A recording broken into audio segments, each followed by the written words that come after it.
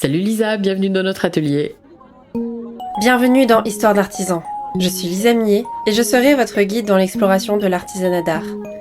Histoire d'artisan est l'association qui valorise l'ingénierie des artisans d'art en mettant en avant l'innovation et la recherche au sein des ateliers. Ce podcast est le reflet d'un univers merveilleux et riche avec lequel collabore Histoire d'artisan. Dans ce deuxième épisode avec Soumia Luquet, directrice de la Maison Luquet, nous parlons de reconquête d'un métier, de rencontres qui ont amené à des projets grandioses et de projets hors du commun. On aborde la place de la femme directrice dans une entreprise artisanale, du syndrome de l'imposteur et de la modernisation d'un métier. Belle écoute! Merci Soumia de m'accueillir dans ce bel endroit. Donc je suis ravie de découvrir cette région. Soumia, tu es la directrice de la Maison Luquet, une maison de taillandier. On peut dire taillandière ? Une maison taillandière. Je ne l'ai pas vu dans le dictionnaire, mais je crois qu'il faut, hein ? Bah ouais. Parce qu'en fait, je suis pas la seule. On en a marre. On dit un taillandier, avec un ER à la fin, donc on va estimer qu'on peut dire taillandière. Encore une fois, je le répète, au cas où quelqu'un ne l'aurait pas entendu, parce que je ne suis pas la seule. Je ne suis pas la seule femme taillandière. Eh bien, je suis ravie de découvrir ce métier, qui est très riche, qui n'est pas très connu. Même chez les artisans, c'est pas très très reconnu et connu. Enfin, quand on finit par l'expliquer, les gens disent « Ah, ouais !» Mais c'est ça. Ah, c'est vrai. Je pensais que ça s'appelait. Mais ouais, il est aussi méconnu que parfaitement naturel dans le paysage. Ouais. C'est troublant. Très troublant. Alors, moi, la réaction que j'ai eue quand j'ai dit que je venais te voir et que vous étiez taillandier, c'est... Enfin, d'ailleurs, on en parle dans l'épisode d'avant. Hein. Taillandier, c'est des forgerons. Ah, oui, mais spécialisés. Exactement. Taillandier, étymologiquement, ça vient de taillant. Donc les forgerons fabriquant des outils ayant un taillant. Et pour ceux qui auraient envie d'aller au raccourci, genre le taillandier, c'est celui qui fait des haches, non. Une bêche, ça taille aussi. Juste pour... Mais vous faites aussi des marteaux, non ? Oui. Alors ça écrase. Ça taille pas. Ça taille pas. Ouais, le taillandier, par extension, c'est le fabricant d'outils. Par exemple, à Nogent, il y a la fabrication de ciseaux. C'est des taillandiers aussi. J'allais te dire, vous faites des ciseaux aussi ? Non. Vous, non ? Non. Des ciseaux, Non. mais tu sais que des ciseaux de coiffeur... Alors, on fait pas de ciseaux de coiffeur ou de ciseaux de couture. Par contre, on les répare, on les réaffûte. On est quand même là au bout d'une chaîne où le taillandier a quand même sa plus-value. Par contre, tu sais, les grandes cisailles là qui sont en U, avec, tu sais, tu les prends bien dans la main et l'acier est suffisamment ressort et tu coupes, tu sais, de l'herbe ou des branches avec des grandes cisailles comme ça, un truc... ça en fait, par exemple. Ok. Le terme ciseau, d'ailleurs, il est aussi générique que le métier de la forge, puisqu'il y a des ciseaux. Ça va du ciseau à bois au ciseau à cheveux, comme tu viens de le dire. Vous faites des sécateurs ? Alors, on ferait peut-être une version médiévale du sécateur, mais non, on fait pas de sécateur. Mais là aussi, nous sommes là pour les restaurer. Ne jetez pas vos sécateurs. Soumia, nous allons donc aujourd'hui essayer de parler essentiellement de toi. C'est très important pour moi que l'on parle de toi, Soumia, et de ta place dans cet univers de la taillanderie. J'aimerais que tu nous racontes ta rencontre avec ce métier. La rencontre avec ce métier, c'est une soirée d'anniversaire où un garçon plus jeune que moi, de 5 ans, rentre de son activité sportive et puis il est invité, puis il s'assied. 1m92, assez élégant, et il boulotte, j'insiste bien, il boulotte le dessert que j'ai fait pour cette soirée. Et puis je lui demande ce qu'il fait dans la vie, puis il me dit forgeron. Et là je lui dis tu mens, c'est pour les jeux de rôle. Et là, on s'est tenu tête. Donc un peu plus tard, dans l'année qui a suivi, j'ai épousé cette personne qui est donc forgeron et qui s'appelle Simon Luquet. Et dans l'année qui a suivi, on a trouvé pertinent d'ailleurs de faire un enfant, un mariage, une création de club. Je vous raconterai ça dans un autre épisode. Et il a intégré un musée vivant ici en Alsace qui s'appelle l'Écomusée. Et dans l'Écomusée, Simon s'est retrouvé, assez rapidement le forgeron des autres artisans qui étaient sur place. Donc à l'époque, l'Écomusée comptait pas mal d'artisans. Et il y avait le charron, le potier, les agriculteurs... les bouilleurs de cru, c'est les mecs qui font la gnôle. Mais non. Et Et en fait, Simon découvre, et c'est vrai qu'il avait attaqué la forge par la plastique, c'est-à-dire la plasticité de la matière du métal. Et donc, au sein de l'Écomusée d'Alsace, il découvre la mise en service, enfin, d'être au service d'autres artisans. Et ça a donné un putain de sens à son métier. Et comme il travaillait à l'Écomusée d'Alsace et qu'il y avait un peu de bénévolat, tu sais, tu pouvais traîner, ben moi j'ai traîné à l'Écomusée. Puis j'ai découvert ce domaine d'application, donc la taillanderie, puis d'autres taillandiers, d'autres petits jeunes. Donc je rappelle qu'à ce moment-là, moi j'ai quel âge j'avais 31 ou 32 ans et tous ces gars-là, ils avaient entre 5 et 10 ans de moins que moi.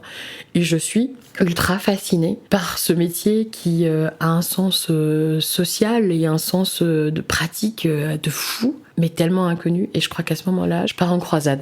C'est pas très bien dit, mais sincèrement, je pense qu'en 2012-2013, je pars en croisade parce que je me dis, c'est pas normal que les gens sachent pas. Juste, je reviens, tu as parlé d'écomusée.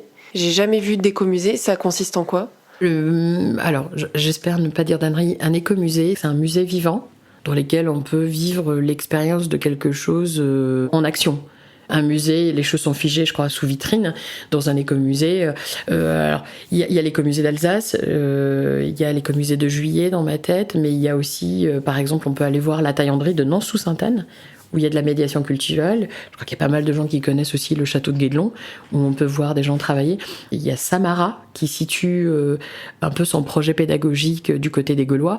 Et donc, il y a un contexte muséal, mais il y a du vivant, c'est-à-dire qu'il y a des humains qui montrent ce qui se passe. Et l'écomusée, probablement qu'il tire aussi son nom de l'éco au sens habitat, puisque l'écomusée d'Alsace avait au début l'objectif de la sauvegarde, le sauvetage et la sauvegarde des bâtis anciens alsaciens, qui a 70 maisons, je crois, un peu plus. Voilà. Et ça consiste en quoi, partir en croisade ? Alors j'aimerais que tout de suite que le terme croisade n'emporte pas que le côté belliqueux. Il aura été dedans aussi, hein, mais c'est pas toute la force du truc. On va dire plutôt à la reconquête. Comme D'accord. ça, c'est plus adouci. La reconquête, elle est autour de... Il y a une place légitime. Où est-ce qu'elle se situe ? Qu'est-ce qui explique tout d'un coup ce vide-là ? Et est-ce qu'on est encore les bienvenus dans cet espace laissé vacant ? Qu'est-ce qui occupe cet espace vacant au XXIe siècle ? Et comment on peut reconquérir cet espace vacant si on y est les bienvenus ? Il ne s'agit pas tout d'un coup de décréter que la taillanderie est nécessaire. On va quand même vérifier le bon sens. Je crois que toutes les initiatives anciennes ne sont pas les bienvenues non plus. Mais là, il fallait voir s'il y avait de la place pour ce truc-là. Le chantier a été immense. Donc, si je l'utilise avec un vocabulaire que je connais très bien, t'as fait une étude de marché. Alors, ça ne s'est pas arrêté à une étude de marché. Okay. Une étude de marché, c'est de vérifier que le projet économique de relancer une taillanderie, par exemple, est viable. Ouais. Est-ce que les gens en ont besoin ? De quoi ils ont besoin ? Combien ils mettent de prix ? C'est quoi la tronche de notre client ? Ouais. Ça, c'est une étude de marché. Il y a quelque chose de beaucoup plus sous-jacent. C'est un pan social, c'est un patrimoine vivant qui est tombé, mais littéralement aux oubliettes. Et il y a un projet scientifique là-dedans aussi, c'est que, comme on le disait dans le précédent épisode, il y avait une place sociale centrale du forgeron au centre du village. Il était là, véritablement, et assez simplement au service de la voisine pour tu sais, détordre un truc, le soc de charrue, certains savaient ferrer les animaux. Pourquoi on a fait... Enfin, ok, l'industrialisation, mais... Il y a disparaître, devenir rare, il y a littéralement en avoir oublié l'existence. Je veux dire, le mot taillandier, les gens sont encore incapables de me dire d'où il vient, alors qu'encore une fois, c'est une place sociale dans la société. Il a fallu aller juste se demander s'il y avait vraiment du sens à sa disparition. Et ce qui est bluffant, c'est non. Pour avoir cette information, t'as fait quoi ? Très bonne question. Je crois que j'ai ouvert des livres. Je crois qu'en fait, vraiment, sincèrement et humblement, j'ai juste ouvert les yeux. Vraiment. Je me suis juste mise à prêter attention. Dès que Simon disait « je suis taillandier », c'est quoi taillandier ? Je répare des outils. Oh, attends, putain, j'ai un truc dans la cave. Oh là là, j'ai un truc ici. Il faut savoir aussi qu'on est en Alsace, hein, on a un esprit conservateur, hein, on aime bien mettre de côté, et puis les gens prennent soin un peu de leurs affaires. Et vas-y que je te ramène la pioche, et vas-y, est-ce que tu veux bien me mettre un petit goujon là, tu sais, pour tenir la roue ? Ah mince, là, elle se désaffûte, tu peux me faire un truc, mater une faux. Et ce que tu redécouvres juste en écoutant et en ouvrant les yeux, c'est que c'est pas juste un métier qui est nécessaire, en fait, qui est là, hein. C'est que C'est des outils. Tu découvres des outils, tu découvres des métiers qui sont derrière des outils, tu découvres leur application, comment ils sont faits. Alors t'as une hache qui est faite, je sais pas moi, en Charente, elle est pas tout à fait comme celle de Savoie, et tout d'un coup, en fait, c'est un trou sans fond. Un patrimoine. Et c'est incroyable. En fait, on parle de reconquête, mais en fait, tu pourrais mettre plein de mots. C'est une plongée dans quelque chose où tu te dis, on est dans une aberration totale. Ce métier, il est parfaitement contemporain et on l'a littéralement fait disparaître. Alors, il y a des vraies explications à sa disparition, mais c'est juste incroyable. Et la redécouverte, déjà, ça a été fascinant. Et après, il y a eu ce fameux constat de se dire, le mec qui est en train de faire ce métier-là, le taillandier, il est en train de taper sur son enclume. À quel moment il a le temps déjà d'aller parler de son métier, sur quelle plateforme, où ça. Et donc quand je découvre le métier de Simon, donc c'est au sein d'un musée, et je découvre aussi que ce métier, il est enfermé dans les musées. Donc c'est un folklore de musée. Et c'est incroyable parce que ce que tu racontes en fait, c'est que pour être un bon taillandier, il faut que tu connaisses le métier de celui pour qui tu vas produire l'outil. Je dirais pas connaître, mais en être terriblement intéressé, oui. Aller à sa rencontre. C'est donc un métier qui est fait de culture générale, qui est fait de l'intérêt de l'autre, de la sensibilité à l'autre, c'est-à-dire que non seulement tu t'intéresses à ce qu'il fait, mais tu es vraiment dans l'observation de son geste, de sa posture, de l'endroit où il travaille, de la matière sur laquelle il travaille, peut-être d'avoir un sens de l'enquête. Il y a vraiment énormément de jeux d'enquête, je crois que c'est un jeu d'enquête sans fin pour nous. Et il y a même des taillandiers, je pense à Jérémy Roger, il y a même ou même Martin, qui poussent jusqu'à apprendre le geste de l'autre, pour en comprendre vraiment l'essence. Donc les taillandiers ont presque tous une connaissance qui vient de la matière première de leur métier, c'est-à-dire les combustibles, comment le fabriquer, l'acier, comment le fabriquer, les différents, apports, les apports pour faire les soudures, je pense au borax, à la silice, des choses, comment c'est fabriqué, où les trouver, en passant par la déformation du fer, le travail du bois, le cuir et le geste final. Incroyable. Ouais, c'est très très complet.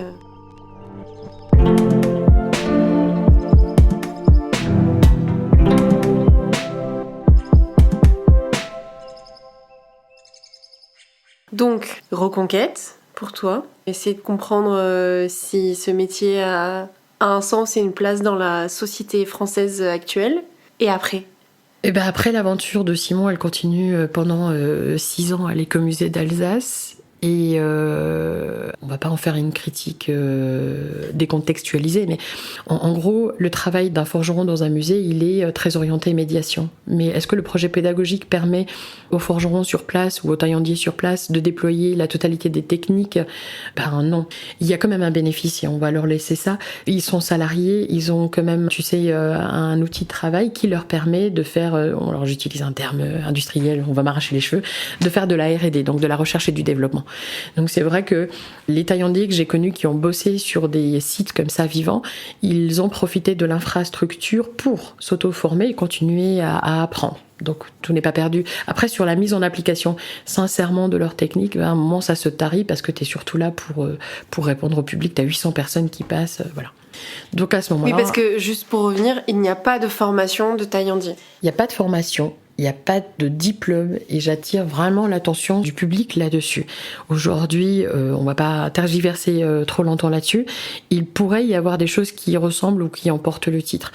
Ça va être une fraction de connaissances. J'entends que les centres de formation puissent proposer des modules taillanderie. C'est une découverte, c'est des balbutiements d'eux, mais il n'y a pas le diplôme de taillandier et je crois qu'il n'y en a jamais eu. C'est un métier qui s'apprend dans la force des choses et c'est une carrière que tu embrasses par conviction. Et ça, on pourra en reparler un peu plus tard. Mais il se trouve que, et ça aussi ça a été cité dans le podcast sur l'épisode précédent, c'est que ça reste de la méthode empirique. On apprend en testant. Et donc le taillandier applique strictement la phrase « c'est en forgeant qu'on devient forgeron ». Ouais. Ils sont obligés de passer par l'erreur. Donc c'est pas forcément qu'une expression. Ce n'est vraiment pas qu'une expression. Et donc, en 2017, on sent dans ma vie sociale... Donc, en ce moment-là, je suis maman de 2 enfants. Je ne peux pas me réinsérer professionnellement puisque Simon travaille le week-end.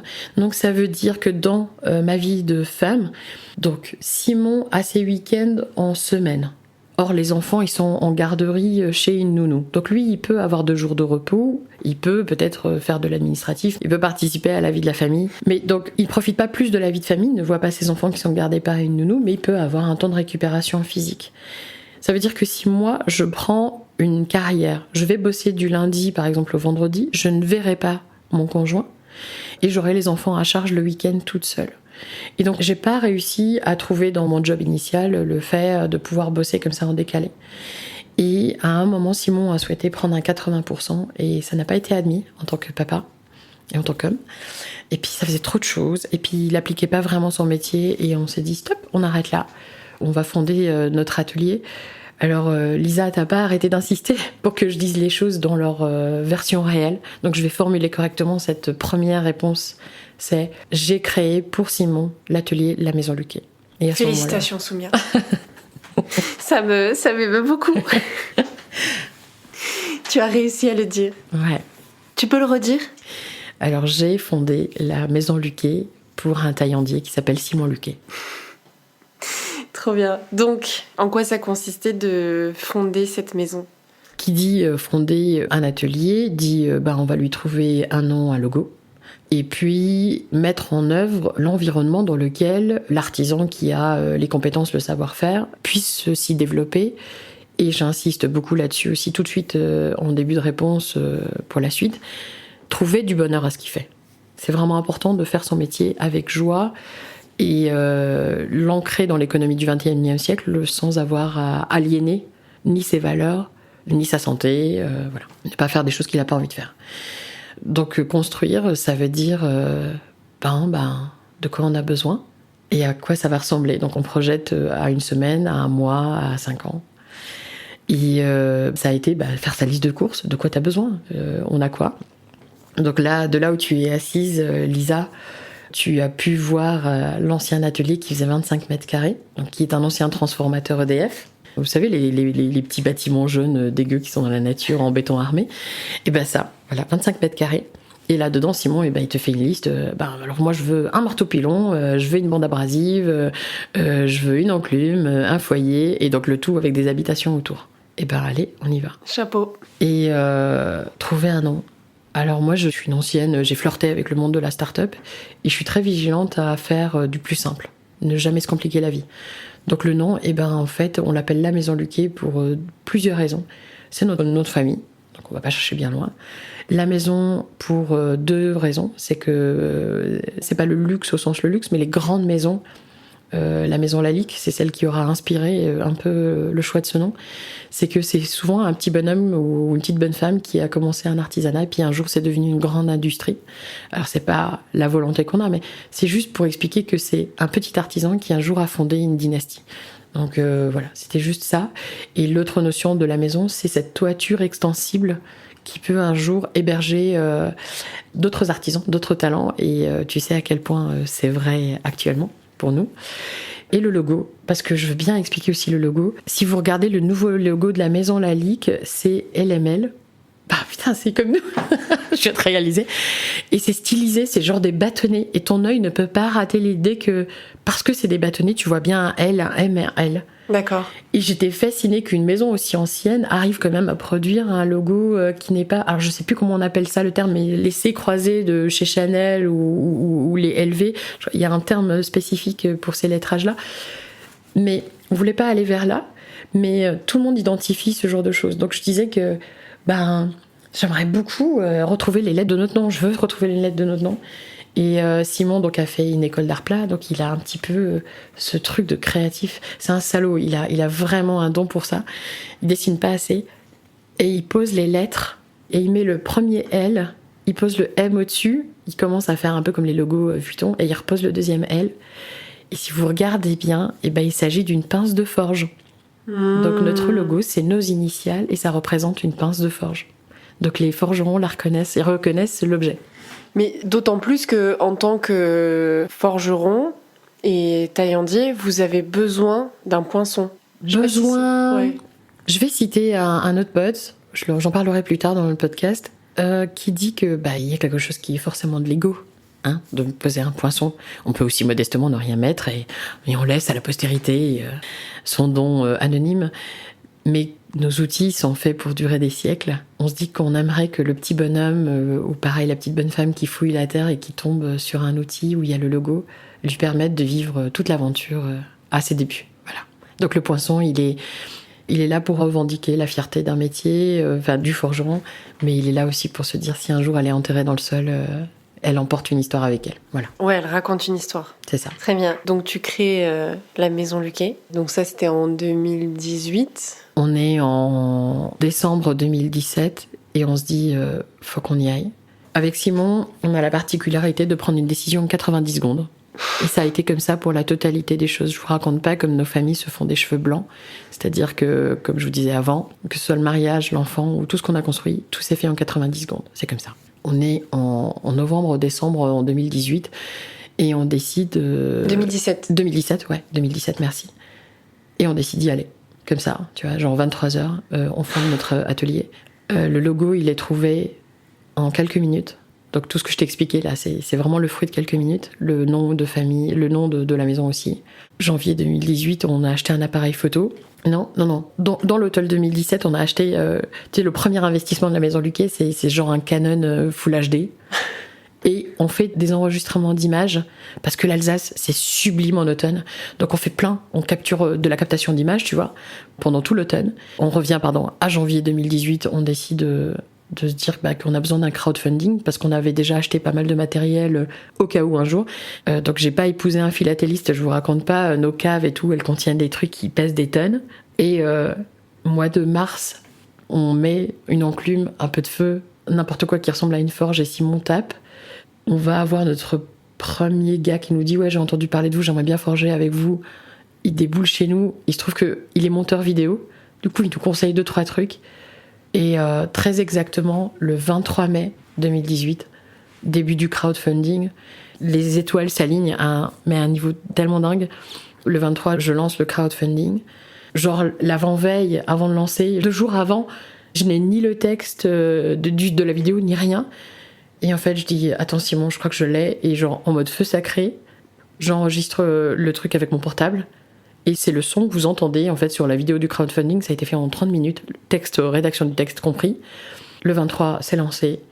Le 24, c'est relayé par France Inter sur carnet de campagne. Merci Philippe Bertrand. Ça prend une ampleur. En 5 jours, on fait le 100%. En 40 jours, on fait le 205%. Et ça part trop vite. Et à partir de là, ça ne s'est plus jamais arrêté. Donc à partir du 1er juillet, ça a un statut légal. Alors pour l'anecdote, puisque je crois que tu adores les anecdotes, on fait 10 500 € avec le crowdfunding. Aucune banque ne voudra nous prendre. Malgré le crowdfunding. Malgré le crowdfunding. Voilà. Je remercie la banque au bout de notre rue de nous avoir dit un forgeron. Mais pourquoi faire ? Je ne sais pas. Je ne sais pas pourquoi ça existe ce métier. Et genre 1er juillet, on ouvre. Première semaine de juillet, on forge nos premiers outils. Une petite pelle, un grattoir et tu sais, une espèce de mini binette de jardin. Et ça part immédiatement en Afrique du Sud. C'est un Alsacien qui habite en Afrique du Sud. Est-ce que vous pouvez me faire ça ? Et donc les tout premiers outils de la Maison Luquet sont en Afrique du Sud. Et ça va être comme ça pour toute la suite de la Maison Luquet. De beaux projets qui ont du sens. Ouais. Trop bien. Donc vous existez depuis 2018. 1er juillet 2018. Donc 5 ans. Bientôt. Ah, mais il faut faire une fête. Attends, c'est dans 15 jours. C'est ça, exactement. Vous avez une fête de prévu ? Non.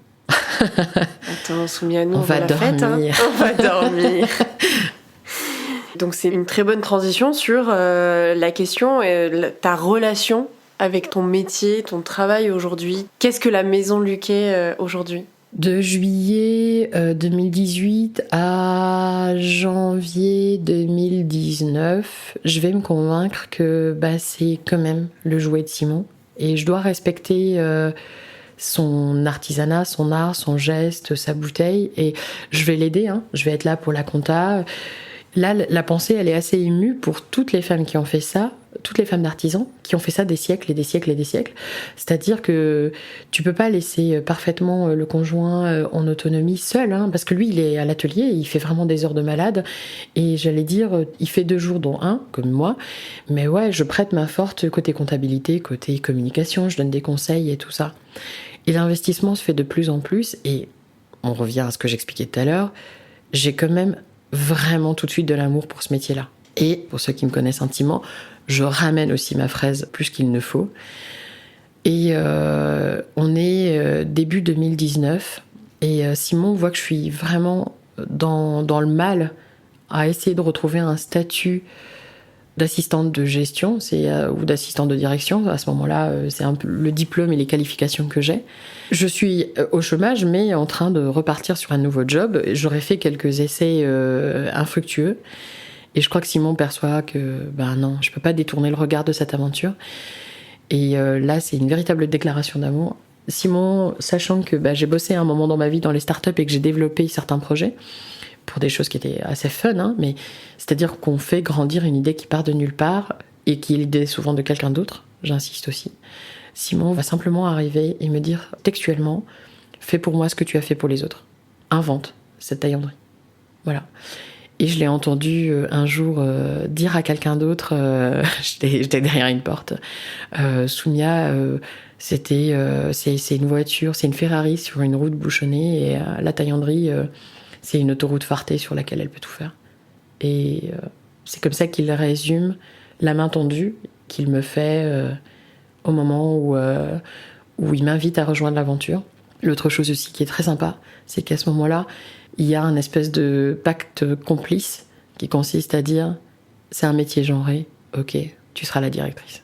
C'est beau, la place qu'il te donne et le soutien qu'il a. Je crois qu'il ressent l'idée que ça peut qu'intelligemment bien se passer.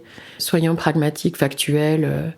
J'ai des compétences pour la gestion de projet, je suis polyglotte, j'ai toutes les compétences acquises pour de la bureautique, la comptabilité, gérer une entreprise. Lui, ce qu'il a envie, c'est de kiffer la forge. Lui, il joue du marteau. Son rêve à lui, c'est d'être forgeron. Et le pacte, il commence là.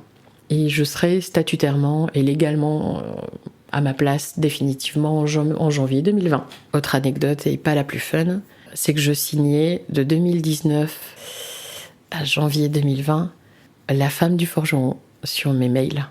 C'est pas vrai. Ouais. J'assumais tellement pas, j'étais tellement mal à l'aise, j'avais tellement peur qu'on me dise tu viens et tu te mets au-dessus de ton mec et tu lui prends son job, une espèce de panoplie. Alors il y a des choses qui sont avérées, qu'on a croisées sur notre route, et il y a des choses qui sont tout simplement issues de mes propres projections, mes propres limites. Je me disais, fais du cynisme, tu signes la femme du forgeron, les gens ne sauront pas quoi en faire et ils pourront plus le réutiliser derrière toi. Et c'est vrai, en fait, quand je partais à des invitations, des trucs comme ça, il tendait la main vers moi et il disait Soumia Luque. Et à ce moment-là, il savait plus quoi faire, parce qu'il savait que s'il m'appelait la femme du forgeron, il rentrait dans ce jeu de cynisme, et ça m'a sauvé un peu la vie, mais c'est pas intelligent du tout comme posture. Je te déconseille. Femme de. C'est titre d'article, Soumia Luque, femme de. Ouais, c'est ça. Ce forgeron incroyable. C'est non ça.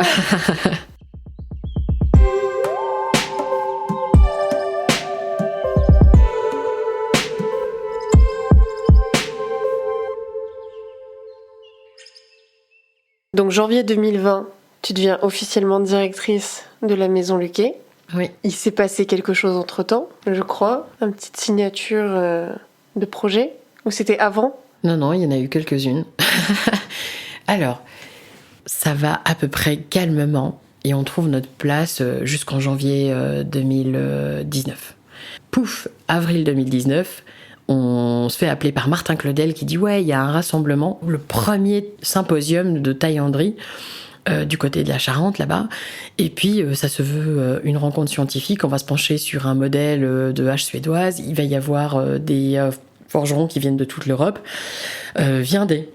Je me mouille un peu dans la communication de la promotion de cette association et puis on y va sur place.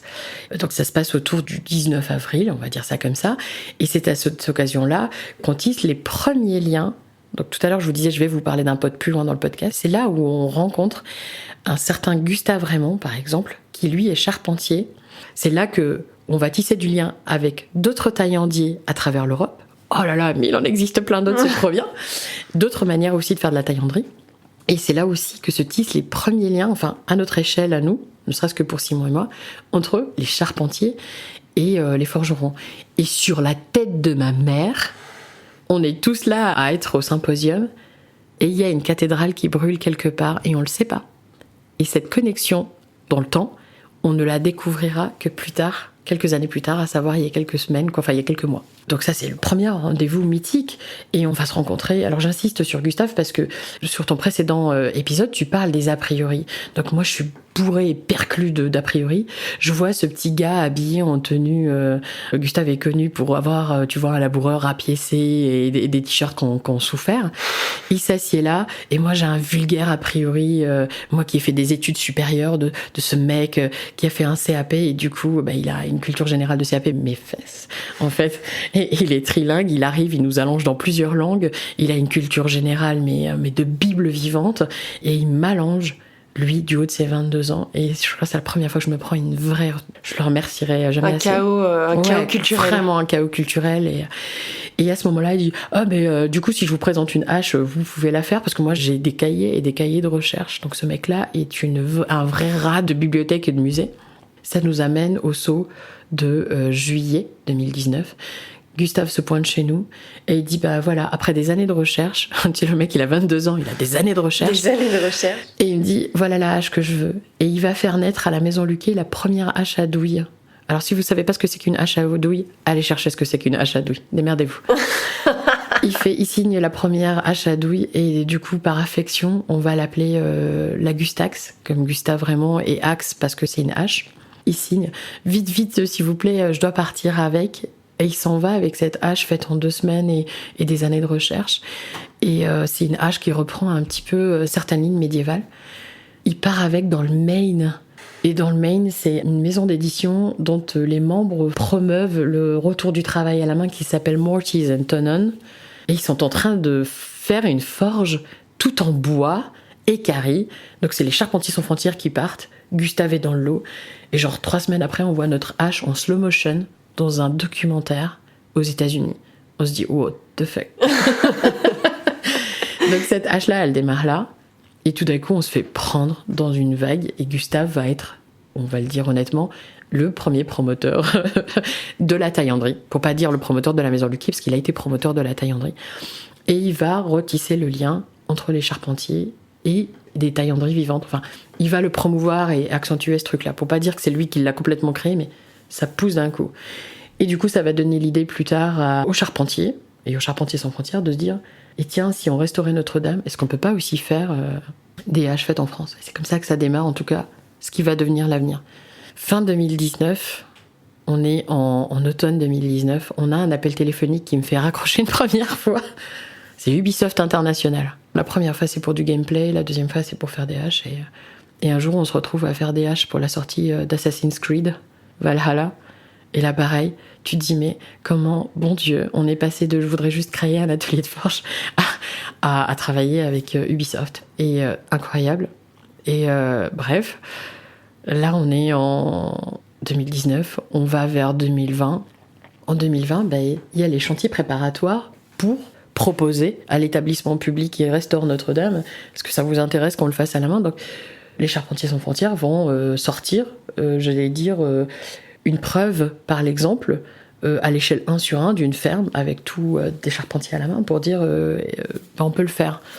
Et donc ce projet-là, il avait vocation de prouver qu'on avait les humains pour faire les gestes, pour faire les matières premières. Et donc ils nous ont dit, est-ce que vous savez faire des haches ? Est-ce que vous sauriez un jour nous faire des haches ? Donc Martin, Jérémy et Simon forgent des haches pour ce projet de pré-étude. Donc c'est là qu'on fait nos premières haches pour Notre-Dame de Paris. Enfin, pour ce qui pourrait être la restauration. Fin 2020, c'est à peu près calme. Mi-2021, on a Washington. Donc on est encore en période... on était encore en confinement, 2021. Donc tout ça, ça se fait juin 2021. On a une fondation aux États-Unis qui nous dit, nous, avec le confinement, l'absence de voyage, on n'a pas pu envoyer des Américains s'entraîner sur les chantiers préparatoires à Notre-Dame. Or, je dirais que ce projet-là, il touche le monde entier. Il a une attache avec le monde entier. On voudrait, nous aussi, faire des tests, des pré-projets ici à Washington. Il nous faudrait 33 haches. Et là, la panique. Et vous avez, je te jure, moins de 15 jours. Enfin, clairement, c'est pas possible. Simon va en faire une dizaine. J'ai appelé tous les taillandiers, y compris en Tchéquie, avec Thomas Közel. Nick, en Suède, Qui c'est qui a fourni Jérémy, Martin, je crois qu'il en a eu une, Dimitri, et tout le monde va faire des haches.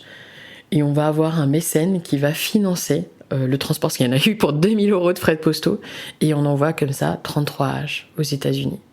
On arrive, pareil, fatigué, début 2022.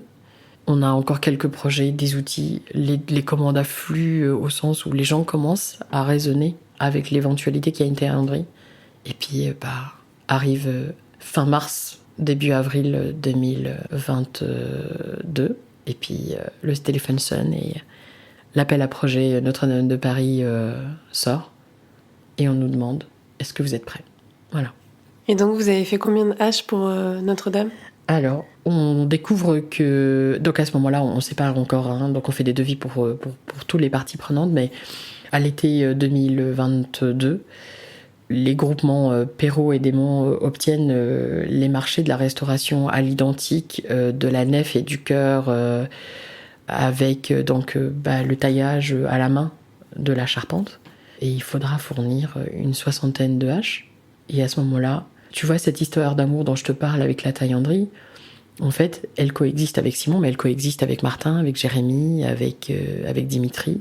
Cécile aura rejoint quelque part l'aventure en cours de route, mais on est amis depuis longtemps. Puis le jour où tu as ce truc-là qui tombe, tu dis, bon, on peut pas le faire seul. Enfin, il n'y a aucun intérêt.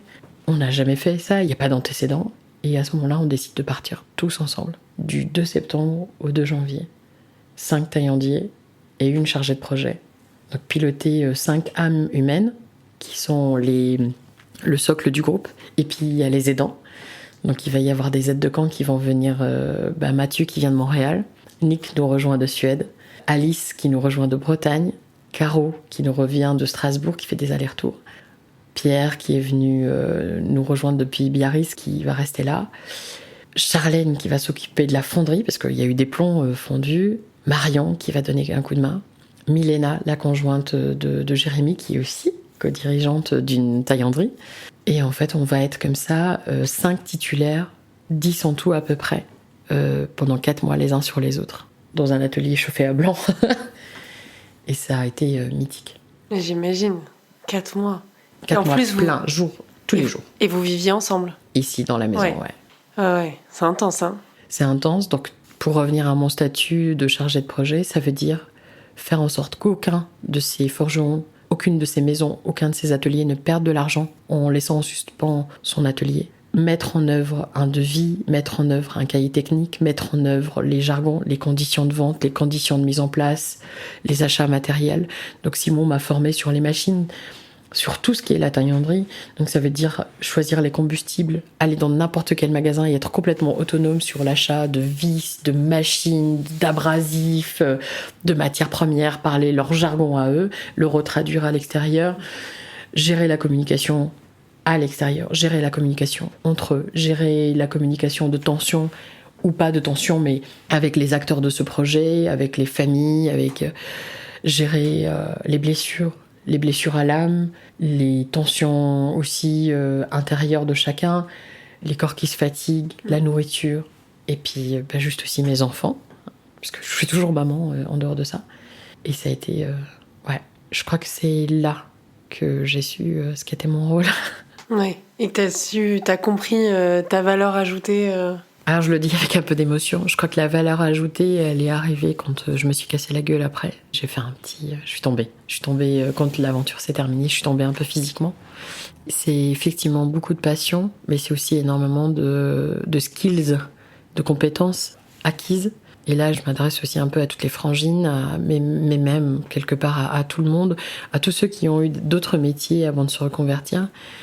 Au moment où tu pilotes un projet comme ça, c'est là où tu te souviens de tout le parcours, de tous les exemples que tu as pu voir dans ton parcours, de tout ce que tu apprends.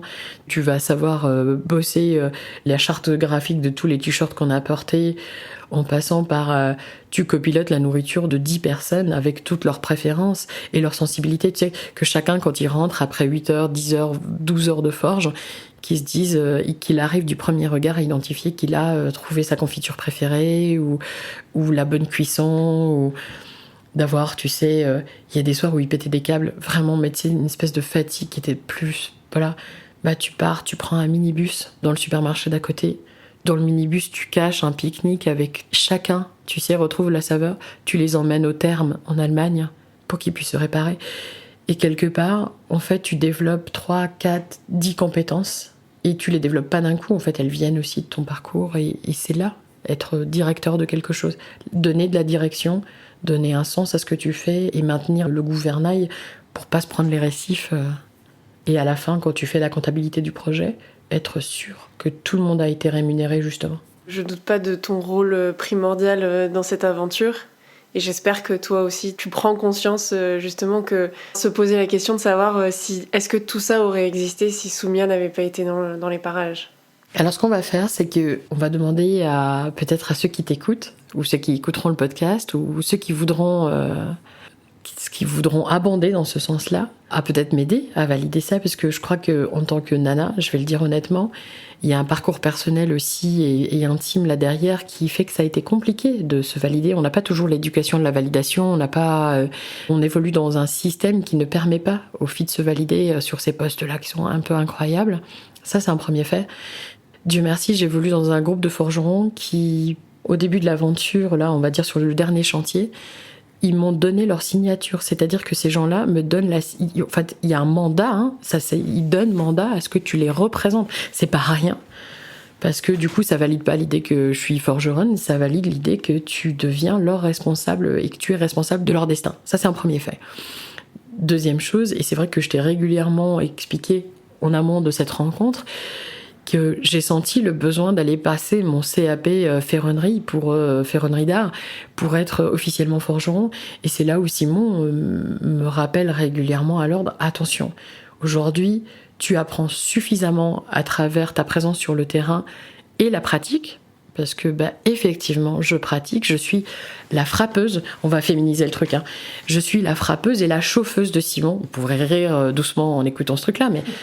Donc le frappeur, c'est celui qui est à la masse. Donc moi, j'ai une masse de 5 kilos et c'est moi qui rectifie certains... Donc j'ai des salves de frappe de 10, 15, 20 frappes avec une masse de 5 kilos pour aider Simon à déformer la matière là où c'est pas aussi sensible sur d'autres machines. Donc quand il a besoin vraiment de gestes précis, c'est moi qui y vais. La chauffeuse aussi, c'est que quand on doit faire des mini-séries, toutes les pièces vont au feu et toi, tu les sors à rythme régulier en les emmenant à la bonne température. Donc tu as des températures juste où tu chauffes et d'autres où c'est de la soudure et d'autres où c'est juste des traitements thermiques. Mais c'est vrai que Simon m'interdit d'imaginer d'aller vers un CAP si cette démarche consiste à simplement être faite pour me valider. Parce que sinon, si c'est pour être employable, voilà. Aujourd'hui, a priori, je suis à mon poste de manière légitime. C'est bien, j'adore entendre ça.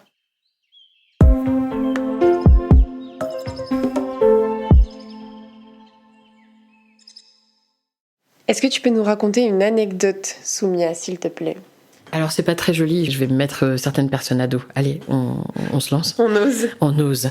À un moment, quand on a commencé à être connus pour nos haches, on a attiré un peu les gens passionnés de vikings, de médiéval et tout ça.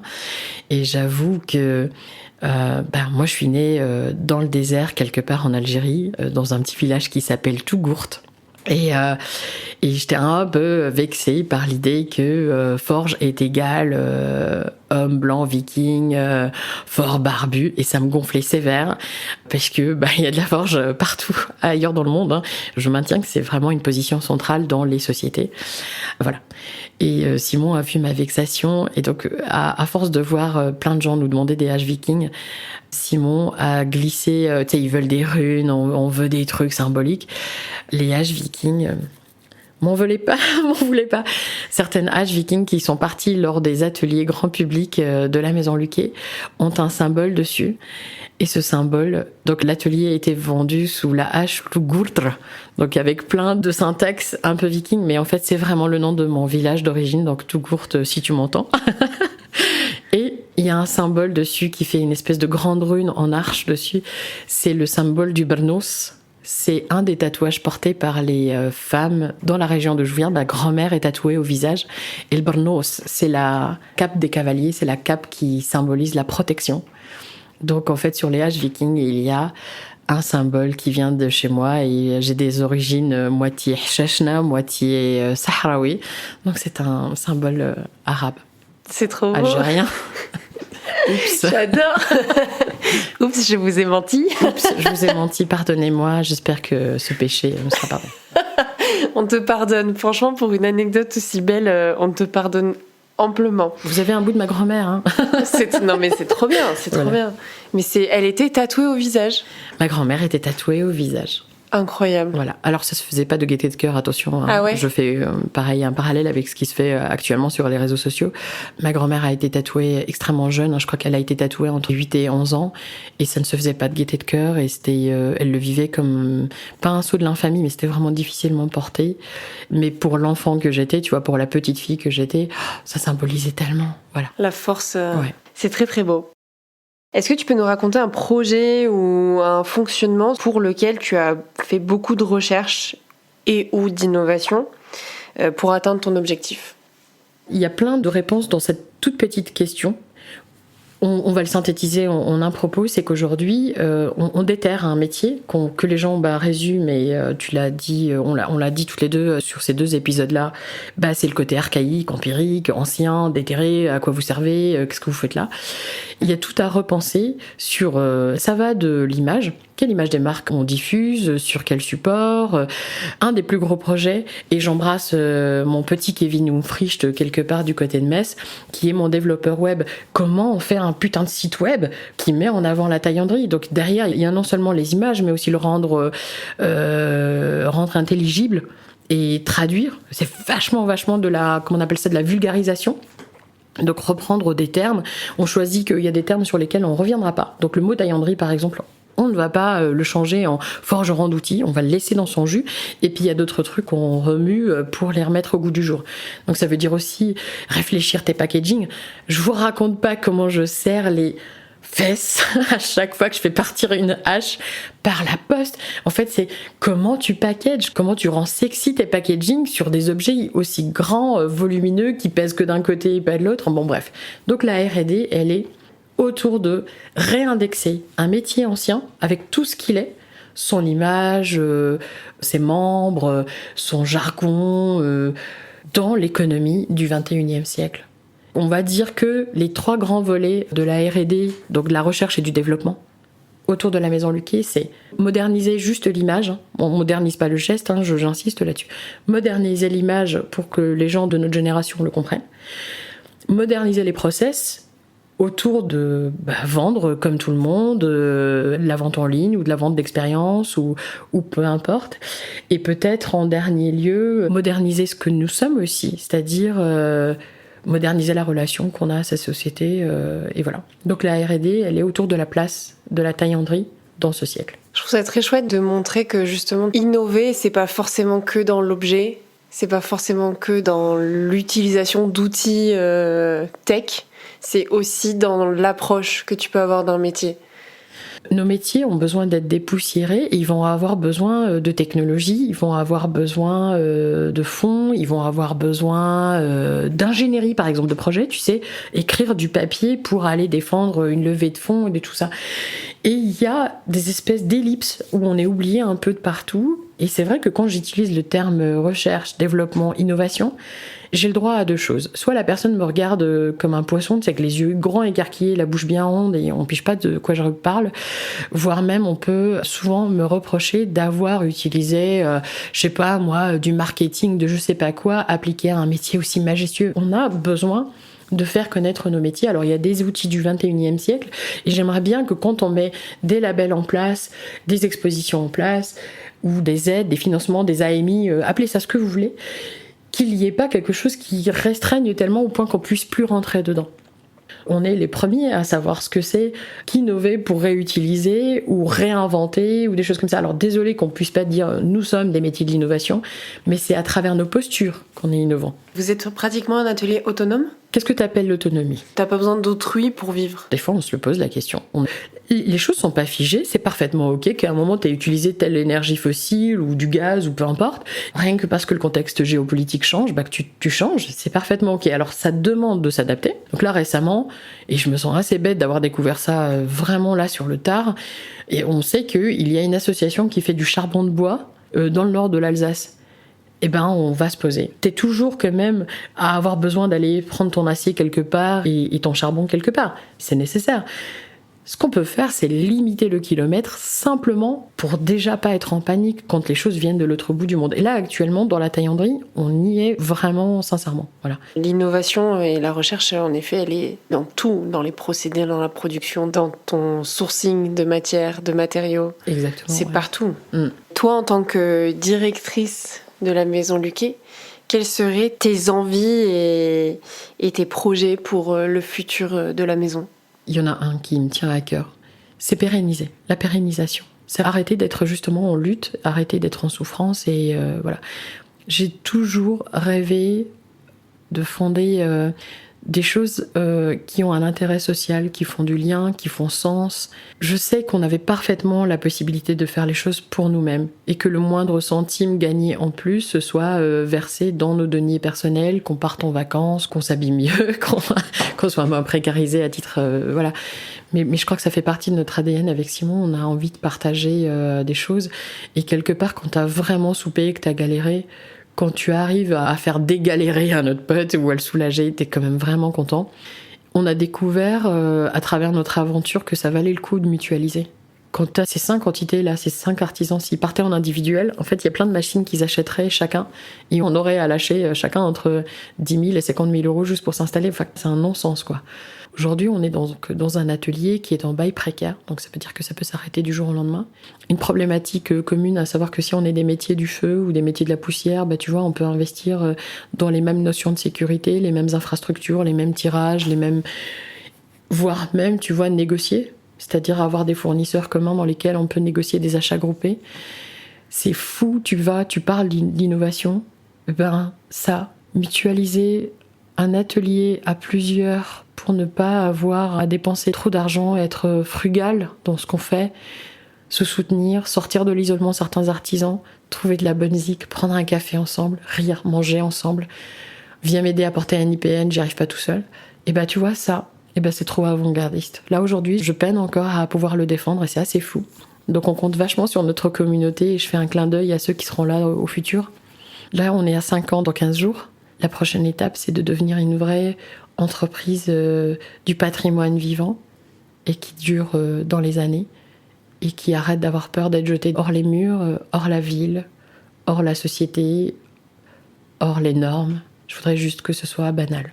Et que mon statut de femme dirigeante d'entreprise qui a des origines culturelles mixtes, que ce soit banal. Quand tu dis c'est dans notre ADN de partager, c'est en vrai de vivre avec vous, c'est même pas une question, c'est une évidence. Et le simple fait que vous ayez construit votre maison pour pouvoir accueillir d'autres artisans, c'est la preuve que ce n'est pas que du marketing et vous le faites sincèrement et vraiment. Je suis à peu près convaincue que les ateliers partagés ont des très très beaux jours devant eux parce qu'en effet, pour plein de raisons, c'est pertinent de le faire. C'est une très bonne transition du coup sur ce que tu souhaites pour le futur de la taillanderie. Vraiment et sincèrement, je souhaite un taillandier dans chaque centre du village. La taillanderie, ça nous paraît peut-être encore un petit peu nébuleux et qui se fout là, tu vois, c'est lunaire. Ils sont où les cordonniers et les blanchisseries au centre-ville ? En fait, il y a plein de trucs qui ont disparu, genre en mode personne ne voit que c'est parti. Tu fous 160 € parce que tu te dis ouais, cette fois-ci j'investis dans une chaussure qui dure, vraiment. Et tu te souviens qu'en fait on peut ressemeler des chaussures et puis tu te retournes et en fait il n'y a plus aucune cordonnerie. Et là, ton cœur il se fissure. Il n'y avait pas des clés minutes et un cordonnier et puis une blanchisserie et puis une retoucheuse et puis on en est à plaider que les centres-villes deviennent des quartiers résidentiels où on fait pas de bruit, pas d'odeur, pas de son, pas de machin, pas trop de parking, pas trop de ci. Et on a enterré des artisanats qui, s'il arrive un malheur, il va quand même falloir qu'on recouse nos vêtements, qu'on fasse que nos chaussures tiennent. Et là, en fait, on a fait partir des savoirs qui sont nécessaires au centre des sociétés Pour ceux qui ont le temps de lire, il y a un livre qui s'appelle Lieu de savoir de Christian Jacob, qui questionne dans certaines des thèses qui sont à l'intérieur ou des écrits qui sont à l'intérieur, qui re-questionnent la disparition d'un artisanat, c'est la disparition du verbe, des gestes, des économies qui sont collées à ce truc-là. Merci beaucoup Soumia, merci pour ton temps, merci pour tes mots. Pour ton écoute. Et à très bientôt. J'espère, il faut rester là avec nous. Je serai là. Merci beaucoup pour votre écoute. J'espère que ce 2e épisode avec Soumia Luquet vous aura plu. Vous pouvez continuer de m'aider à faire découvrir les histoires d'artisans au plus grand nombre en mettant une note et en vous abonnant sur votre plateforme de streaming préférée. Comme d'habitude, je publie régulièrement des photos du travail des artisans sur Instagram, donc n'hésitez pas à vous abonner pour découvrir leur métier en images. À bientôt avec une nouvelle histoire.